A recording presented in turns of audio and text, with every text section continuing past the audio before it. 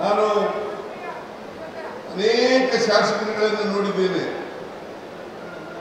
ಮುಖ್ಯಮಂತ್ರಿಯಾಗಿ, ಮಂತ್ರಿಯಾಗಿ ಅನೇಕ ಶಾಸಕರುಗಳನ್ನು ನೋಡಿದ್ದೇನೆ. ಆದರೆ ಶಿವಲಿಂಗೇಗೌಡರು ಕಚೇರಿಗಳಿಗೆ ಹೋಗಿ ಅಲ್ಲಿ ಕೂತ್ಕೊಂಡು ಅವರ ಕ್ಷೇತ್ರದ ಕೆಲಸವನ್ನ ಮಂಜೂರು ಮಾಡಿಸ್ತಕ್ಕಂಥ, ಅದನ್ನು ಕಾರ್ಯಗತಗೊಳಿಸ್ತಕ್ಕಂಥ ಪ್ರಯತ್ನವನ್ನು ಮಾಡ್ತಾ ಇರ್ತಕ್ಕಂಥವರು ಯಾರಾದರೂ ಇದ್ರೆ ಅದು ನಿಮ್ಮ ಶಾಸಕರು ಶಿವಲಿಂಗೇಗೌಡರು ಅಂತಕ್ಕಂಥ ಮಾತುಗಳನ್ನು ಹೇಳಲಿಕ್ಕೆ ಬಯಸ್ತಾ ಇದ್ದೇನೆ. ಅದರಿಂದ ಇವತ್ತು ನೀವೆಲ್ಲರೂ ಕೂಡ ಅತ್ಯಂತ ಸಂತೋಷದಿಂದ ಇಷ್ಟೊಂದು ಜನ ಬಂದಿದ್ದೀರಿ. ಅದಕ್ಕಾಗಿ ನಿಮ್ಮೆಲ್ಲರಿಗೂ ಕೂಡ ನಾನು ನಮಸ್ಕಾರಗಳನ್ನು ಹೇಳಲಿಕ್ಕೆ ಬಯಸ್ತಾ ಇದ್ದೇನೆ. ಶಿವಲಿಂಗೇಗೌಡರು 4 ಬಾರಿ ಶಾಸಕರಾಗಿದ್ದಾರೆ. ಈ ಕ್ಷೇತ್ರದಿಂದ 4 ಬಾರಿ ಶಾಸಕರಾಗಿದ್ದಾರೆ. ಶ್ರೀ ಸಾಯಿ ಗೋಲ್ಡ್ ಪ್ಯಾಲೇಸ್ ನಲ್ಲಿ ಆಷಾಢ ಮೆಗಾ ಆಫರ್. ತಪ್ಪದೇ ಬರ್ತೀರಲ್ಲ. ಬಹುಶಃ ಮುಂದಿನ ಚುನಾವಣೆಗಳು ಕೂಡ ಇವರೇ ಗೆದ್ದು ಬರ್ತಾರೆ ಅಂತಕ್ಕಂಥ ವಿಶ್ವಾಸ ಸಂಪೂರ್ಣವಾಗಿ ನನಗಿದೆ ಅಂತಕ್ಕಂಥದ್ದು. ಬಹುಶಃ ಅರಸೀಕೆರೆ ಕ್ಷೇತ್ರದಲ್ಲಿ ಬೇರೆ ಯಾರು ಕೂಡ ಮಾಡಿದಷ್ಟು ಕೆಲಸವನ್ನ ಇವತ್ತು ಮಾಡಿಸಿದ್ದಾರೆ ಅಂತಕ್ಕಂಥ ಮಾತುಗಳನ್ನು ಹೇಳಲಿಕ್ಕೆ ಬಯಸ್ತಾ ಇದ್ದೇನೆ. ಎತ್ತಿನಹೊಳೆ ಪ್ರಾಜೆಕ್ಟ್ ಅದರಲ್ಲಿ ನಾನು ಹೇಳಿದ ಶಿವಲಿಂಗೇಗೌಡರಿಗೆ ಮೊದಲು ಕುಡಿಯ ನೀರನ್ನ ಕೊಡೋಣ. ಯಾಕಂದ್ರೆ ಇದು ಮುಖ್ಯವಾಗಿ ಕುಡಿಯ ನೀರಿನ ಯೋಜನೆ. ಕುಡಿಯ ನೀರು ಕೊಡೋಣ ಅಂತ ಹೇಳಿದೆ, ಕೆರೆಗೆ ತುಂಬಿಸೋದು ಆಮೇಲೆ ನಂತರ ಅಂತ ಹೇಳಿದೆ. ಆದರೂ ಬಿಡದೇನೆ ಅವರು 148 ಕೋಟಿ ರೂಪಾಯಿಗಳ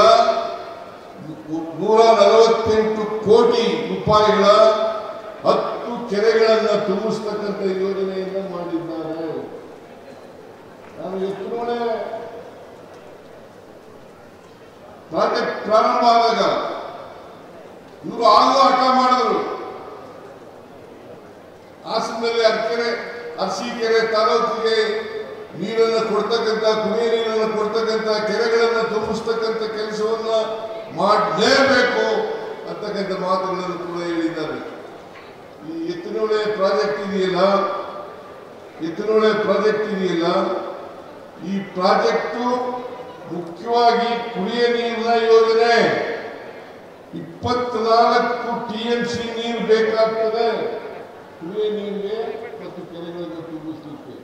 14 TMC ಕುಡಿಯ ನೀರಿಗೆ ಬೇಕು, 10 TMC ಕೆರೆಗಳನ್ನು ತುಂಬಿಸಲಿಕ್ಕೆ ಬೇಕಾಗ್ತದೆ. ಮೊದಲು ಕುಡಿಯ ನೀರನ್ನು ಕೊಡೋಣ, ಆಮೇಲೆ ಕೆರೆಗಳನ್ನು ತುಂಬಿಸ್ತಕ್ಕಂಥ ಕೆಲಸವನ್ನು ಮಾಡಲಿಕ್ಕೆ ಪ್ರಯತ್ನವನ್ನು ಮಾಡ್ತೀವಿ. ಆದರೆ ಇಷ್ಟು ಮಾತ್ರ ಹೇಳಲಿಕ್ಕೆ ಬಯಸ್ತಾ ಇದ್ದೇನೆ, ಈ ಯೋಜನೆಯನ್ನ ಪೂರ್ಣಗೊಳಿಸಿ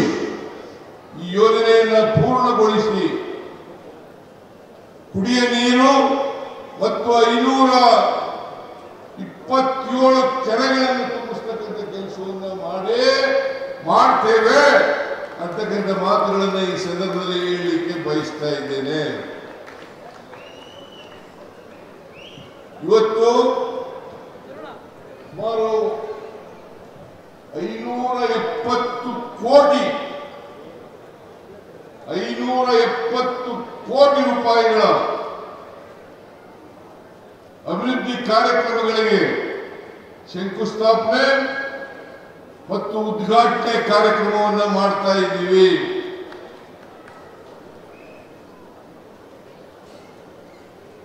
ಈ 570 ಕೋಟಿ ರೂಪಾಯಿಗಳು ಈ ಸಾರಿ ನಮ್ಮ ಸರ್ಕಾರ ಬಂದ ಮೇಲೆ ಮಾಡಿರ್ತಕ್ಕಂಥದ್ದು ಅಂತಕ್ಕಂಥ ಮಾತುಗಳನ್ನು ಹೇಳಲಿಕ್ಕೆ ಬಯಸ್ತಾ ಇದ್ದೇನೆ. ವಿರೋಧ ಪಕ್ಷದವರು ಟೀಕೆ ಮಾಡ್ತಾರೆ.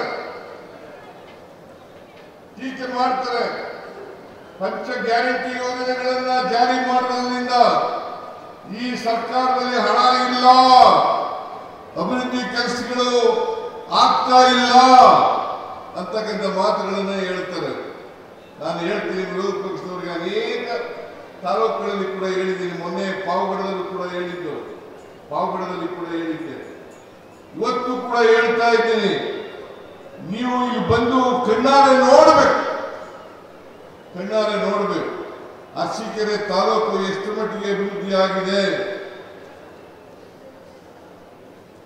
ಶಿವಲಿಂಗೇಗೌಡರ ನೇತೃತ್ವದಲ್ಲಿ ಅಭಿವೃದ್ಧಿ ಎಷ್ಟು ಮಟ್ಟಿಗೆ ನಡೆದಿದೆ ಅಂತಕ್ಕಂಥದ್ದನ್ನು ನೋಡಬೇಕಾಗ್ತದೆ.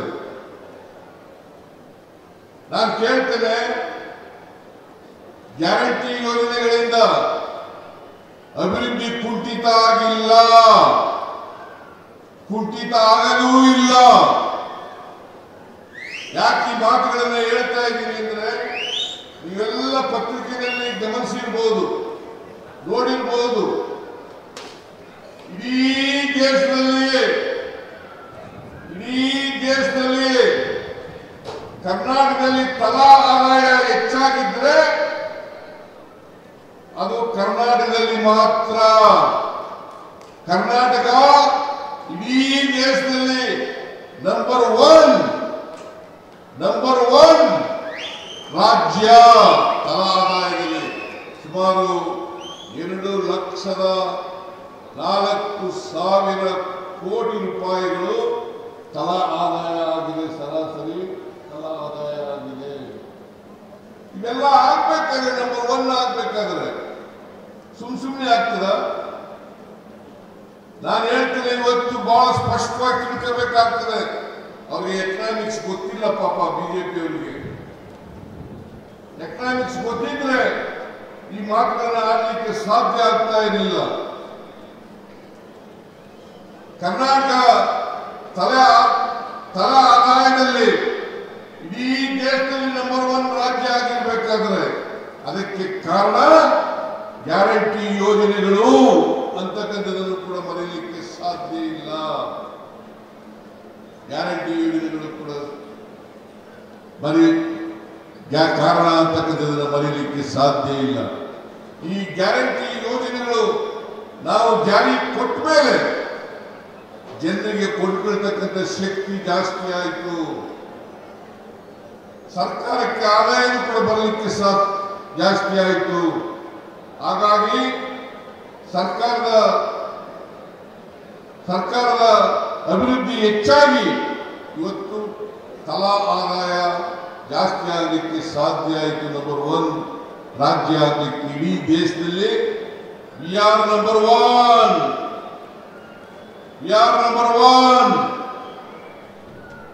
ಇದು ಅರ್ಥ ಆಗ್ಬೇಕು, ವಿರೋಧ ಪಕ್ಷದವರಿಗೆ ಅರ್ಥ ಆಗ್ಬೇಕು. ಇದು ಅಭಿವೃದ್ಧಿಗೆ ಹಣ ಇಲ್ಲವಾಗಿದ್ರೆ ಕರ್ನಾಟಕ ರಾಜ್ಯ ದಿವಾಳಿ ಆಗಿದ್ರೆ ಆರ್ಥಿಕವಾಗಿ ಇವತ್ತು ತಲಾ ಆದಾಯದಲ್ಲಿ ನಂಬರ್ 1 ಆಗಲಿಕ್ಕೆ ಸಾಧ್ಯ ಆಗ್ತಾ ಇರಲಿಲ್ಲ. ಶಕ್ತಿ ಯೋಜನೆ, ಗೃಹಲಕ್ಷ್ಮಿ ಯೋಜನೆ, ಗೃಹ ಜ್ಯೋತಿ ಯೋಜನೆ, ಅನ್ನಭಾಗ್ಯ ಯೋಜನೆ, ಯುವ ನಿಧಿ ಯೋಜನೆ, ಈ ಕಾರ್ಯಕ್ರಮಗಳು ಯಶಸ್ವಿಯಾಗಿ ಜಾರಿಯಾದದ್ರಿಂದ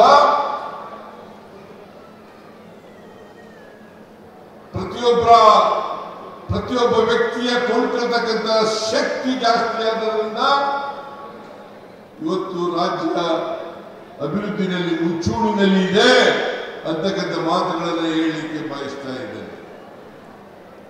ಅದರಿಂದ ಇವತ್ತು ಬಿಜೆಪಿಯವರು ಹೇಳ್ತಕ್ಕಂಥ ಮಾತುಗಳಿದ್ದಾವಲ್ಲ, ಬರೀ ಸುಳ್ಳುಗಳು, ಯಾವುದೇ ಆಧಾರರಹಿತವಾಗಿ ರಾಜಕೀಯ ಪ್ರೇರಿತವಾದಂತ ಆರೋಪಗಳನ್ನು ನಮ್ಮ ಸರ್ಕಾರದ ಮೇಲೆ ಮಾಡಲಿಕ್ಕೆ ಪ್ರಾರಂಭ ಮಾಡಿದ್ದಾರೆ. ಇವತ್ತು ಇಷ್ಟೊಂದು ಜನ ಸೇರಿರ್ತಕ್ಕಂಥದ್ದೇ ಸಾಕ್ಷಿ. ಈ ಸಾಕ್ಷಿಗಿಂತ ಬೇರೆ ಉದಾಹರಣೆ ಬೇಕಾಗಿಲ್ಲ ಅಂತಕ್ಕಂಥ ಮಾತುಗಳನ್ನು ಈ ಸಂದರ್ಭದಲ್ಲಿ ಹೇಳಲಿಕ್ಕೆ ಬಯಸ್ತಾ ಇದ್ದೇನೆ. ಆದ್ರಿಂದ ಬಿಜೆಪಿಯವರು ಜನರನ್ನ ದಾರಿ ತಪ್ಪಿಸ್ತಕ್ಕಂಥ ಕೆಲಸವನ್ನ ಮಾಡ್ತಾ ಇದ್ದಾರೆ. ಸುಳ್ಳು ಆರೋಪಗಳನ್ನು ಮಾಡ್ತಾ ಇದ್ದಾರೆ, ಸುಳ್ಳು ಅಪವಾದಗಳನ್ನು ಮಾಡ್ತಾ ಇದ್ದಾರೆ ಅಂತಕ್ಕಂಥ ಮಾತುಗಳನ್ನ ಈ ಸಂದರ್ಭದಲ್ಲಿ ಹೇಳಲಿಕ್ಕೆ ಬಯಸ್ತಾ ಇದ್ದೇನೆ. ನಾವು ಮೊನ್ನೆ ಮೈಸೂರಿನಲ್ಲಿ ಕಾರ್ಯಕ್ರಮ ಮಾಡೋದು, ಪಾವಗಡದಲ್ಲಿ ಕಾರ್ಯಕ್ರಮ ಮಾಡೋದು, ಸಾಧನಾ ಸಮಾವೇಶವನ್ನ ವಿಜಯನಗರ ಹೊಸಪೇಟೆಯಲ್ಲಿ ಮಾಡೋದು. ಎಲ್ಲ ಮಾಡಲಿಕ್ಕೆ ಸಾಧ್ಯ ಆಗಬೇಕಾದ್ರೆ ನಾವು ಎಲ್ಲ ಕಾರ್ಯಕ್ರಮಗಳನ್ನು ಕೂಡ ಮಾಡಿದ್ದೇವೆ. ಯಾವುದಾದರೂ ಸರ್ಕಾರ ಇದ್ರೆ, ಕೊಟ್ಟ ಮಾತಿನಂತೆ ನಡ್ಕೊಳ್ತಕ್ಕಂಥ ಸರ್ಕಾರ ಇದ್ರೆ ಅದು ನಮ್ಮ ಸರ್ಕಾರ, ಕಾಂಗ್ರೆಸ್ ಸರ್ಕಾರ ಅಂತಕ್ಕಂಥ ಮಾತುಗಳನ್ನು ಹೇಳಲಿಕ್ಕೆ ಬಯಸ್ತಾ ಇದ್ದೇವೆ. ನಾವು ನುಡಿದಂತೆ ನಡೆದಿದ್ದೇವೆ. ಇವತ್ತು ಗ್ಯಾರಂಟಿ ಯೋಜನೆಗಳಿಗೆ ಸುಮಾರು 52,000 ಕೋಟಿ ರೂಪಾಯಿಗಳನ್ನು ಖರ್ಚು ಮಾಡ್ತಾ ಇದ್ದೀವಿ. 52,000 ಕೋಟಿ. ಈ 52,000 ಕೋಟಿಗಳಲ್ಲಿ 1,20,000 ಕೋಟಿ 1,20,000 ಕೋಟಿ ಅಭಿವೃದ್ಧಿ ಕೆಲಸಗಳಿಗೆ ಇವತ್ತು ಖರ್ಚು ಮಾಡ್ತಾ ಇದ್ದೀವಿ. 52,000 ಕೋಟಿಗಳ ಜೊತೆಗೆ 1,20,000 ಕೋಟಿ ರೂಪಾಯಿಗಳನ್ನು ಅಭಿವೃದ್ಧಿಗೆ ಖರ್ಚು ಮಾಡ್ತಾ ಇದ್ದೀವಿ.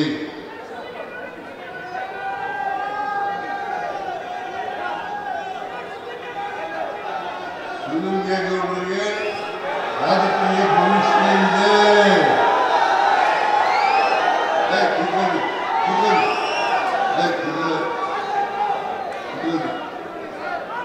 ರಾಜಕೀಯ ಭವಿಷ್ಯ ಇದೆ.